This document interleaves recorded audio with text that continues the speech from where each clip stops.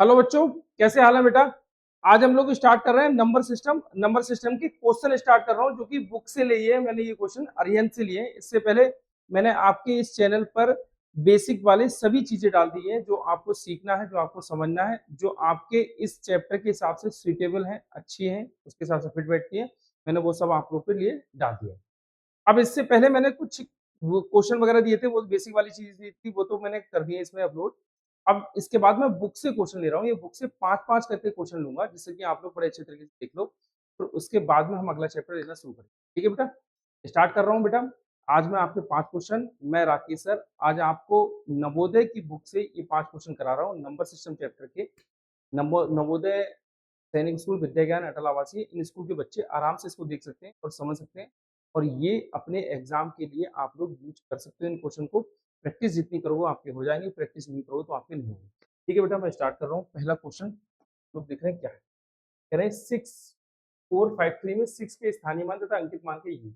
What is the difference between place value and face value of 6 के place value face value का use को करना है।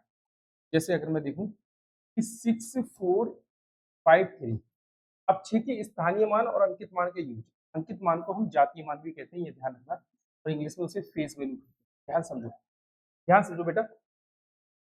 6 का जैसे 6 लिया, इधर 1 2 3, 1 2 3, ये तो इसका स्थानीय मान हो गया।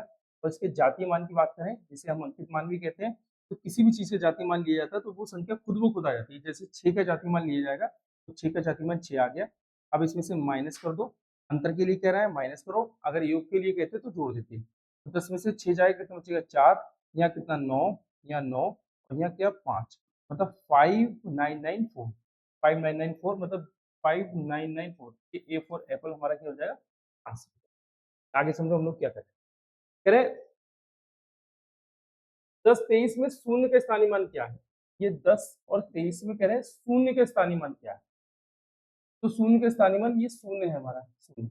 तो शून्य का स्थानीय मान ये देखिए, स्थानीय मान कह रहे हैं तो किसी भी चीज का स्थानीय मान निकाला जाता है तो उसके राइट हैंड में कितने जीरो है, कितनी संख्या, 2 संख्या, तो यहाँ 2 जीरो कर दिए जाते हैं। मतलब अगर मैं 2 जीरो भी कर दूं तो भी कोई फर्क नहीं है, ये जीरो ही काउंट होता है। किसी भी चीज का स्थानीय मान निकाला जाता है, बड़े अच्छे से ध्यान से समझ लो। किसी चीज का अगर मैं ये कहूँ कि 8 3 4 5, अगर मैं 3 का स्थानीय मान निकालूं तो 3, इधर कितनी 2 संख्या, तो 2 जीरो कर दो, तो इसका मतलब 3 का स्थानीय मान कितना है, 3 से। किसी भी चीज का स्थानीय मान निकालने के लिए उसकी सीधे हाथ पे कितनी संख्या है उतनी जीरो रख दो, वो स्थानीय मान निकल के आ जाता है। तो 1023 में शून्य का स्थानीय मान क्या है, तो शून्य का स्थानीय मान कितना हो जाएगा बेटा, ये शून्य हुई रहेगा। ठीक है भाई, जो कि बी फोर बेटा आंसर है।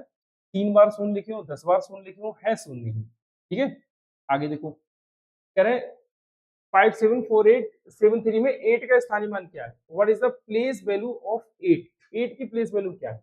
अब यहाँ पे देखो 8 ऐसे समझ लो, यहाँ पे 8 हमारा ये लिखा हुआ है, इसके इधर 2 संख्या है, तो इसका मतलब 8 तो हम लिखेंगे, इसके इधर 2 संख्या है तो 2 जीरो और लगा देंगे, तो मतलब 800। तो C4 कैट हमारा आंसर हो जाएगा। ठीक है, आगे हम लोग देखें क्या है भैया।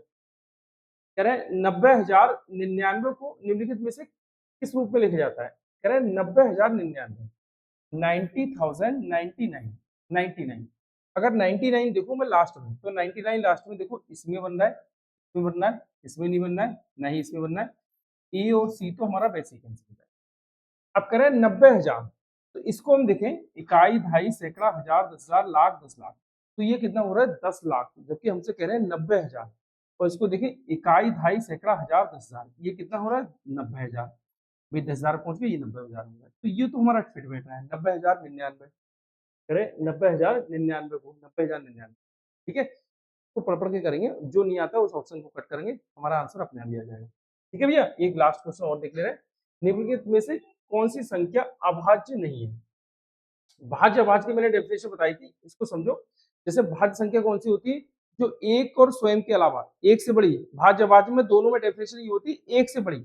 अब इसके बाद में आगे आता है एक से बड़ी हुई संख्या जो एक और स्वयं के अलावा कम से कम एक और संख्या से कट जाए, ज्यादा से ज्यादा कितने से भी कटे, लेकिन कम से कम अगर एक और संख्या से कट गई तो वो हमारी भाज्य संख्या है। और जो एक और स्वयं से ही कटे, इसके अलावा किसी और से नहीं कटे, वो हमारी अभाज्य संख्या। ठीक है, तो हम देखें, कह रहे हैं अभाज्य संख्या कौन सी है। तो ये देखो, अगर हम देखें 19 किसी से भी नहीं कटेगा, कौन सी आवाज संख्या नहीं है, आवाज संख्या बताना है। ये 19 हमारी आवाज संख्या है, 23 हमारी आवाज संख्या है और 29 भी हमारी आवाज संख्या है, लेकिन ये डी हमारी आवाज संख्या नहीं है, डी भाज्य संख्या है। क्यों? क्योंकि डी हमारा 1 और 33 से कटेगा ही कटेगा। मैंने बता रखा है कि कोई भी संख्या हमेशा दो संख्या से कटेगी, एक से और खुद से। एक से कट गई भैया, खुद से कट गई। इसके अलावा अब ये 3 से कट जाएगी और इसके अलावा अब ये 11 से भी कट जाएगी। ठीक है, तो ये क्या होगी हमारी अभाज्य संख्या। जबकि अभाज्य संख्या की डेफिनेशन ये होती है कि कम से कम 3 संख्याओं से तो कटे कटे, एक से और खुद के अलावा एक संख्या और से, और ये एक संख्या और ज्यादा से कटे। ये फिट बैठ रही है, तो ये हमारा डी फॉर डॉल आंसर हो जाएगा। ये 5 क्वेश्चन जो मैंने आप लोग को लिए दिए, तो ये बड़े अच्छे तरीके से रिवीजन कर लेना। अगले 5 क्वेश्चन और लेके आ रहा हूँ, वो भी आप लोग देखना खूब अच्छे तरीके से, उनको भी रिवीजन कर लेना। ओके बेटा, आपको पसंद आ रहा है तो लाइक और शेयर करते रहना, दोस्तों तक पहुंचाते रहना, जिससे कि आप सब लोग एक साथ बैठ के देख सको और हम लोग बेहतर से बेहतर कंटेंट बनाने के लिए पूरे तरीके से आप लोग के लिए समर्पित है। ओके बेटा, बाय।